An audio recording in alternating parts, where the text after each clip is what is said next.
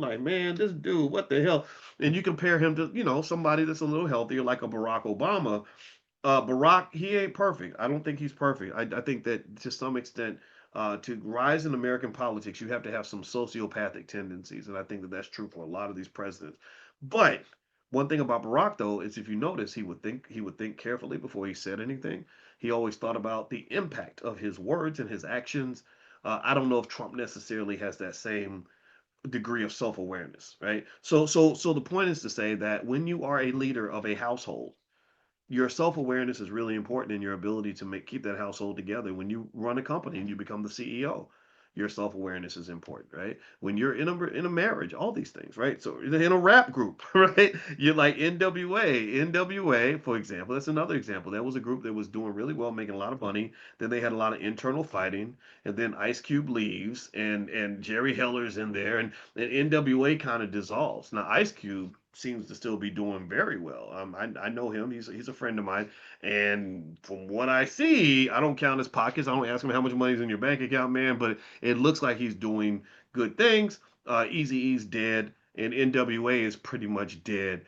And there's a difference there because I can tell you that when I spoke to Ice Cube, I got a sense that this was a person that did have some degree of self awareness, right? So anyway, moving on. Here are some other examples. Before I actually move on to the next thing, let me mention a couple things really quickly. This summer we hired educators to teach kids. A lot of you may have taken advantage of the flashcard offer that we made last week. So you may have all the different flashcards that we have on AI and real estate and investing and everything else. They should be you're going to get them soon. The team I saw Monet, she poor thing, she had to package them all up right here in the other room, and she's shipping them all out. It's like hundreds of packages that are going out. But the other thing too is that we found that the implementation, which is actually the most important part, is something you guys can use help with. So what we did was we went out and we hired some educators that will teach your kids twice a week. And we have three grade bands, age 7 to 10, 10 to 13, 14 to 18. And really, you could be over 18 if you want to join the oldest group. I mean, because a lot of these things that the kids are learning are things that even their parents don't know. And they're going to have Zooms. They're going to have Zooms twice a week. And I'm going to let you guys know when that happens. And it's going to be around, I think the proposed launch date is about June 5th.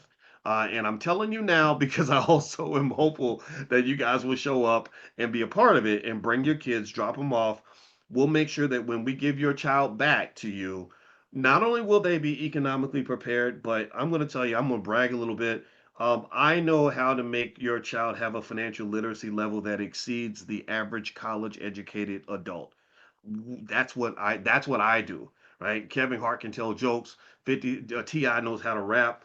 I can rap some finance, and we can make some beautiful music together. So I just want to let you guys know when that's going to happen, and I'll let you guys know first. All right.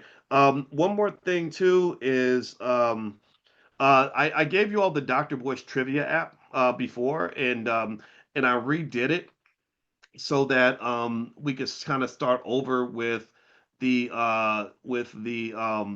scores, right? Because I felt like the score was a little bit unfair because some of you answered more questions than others. So I redid that and I'll send it out to you.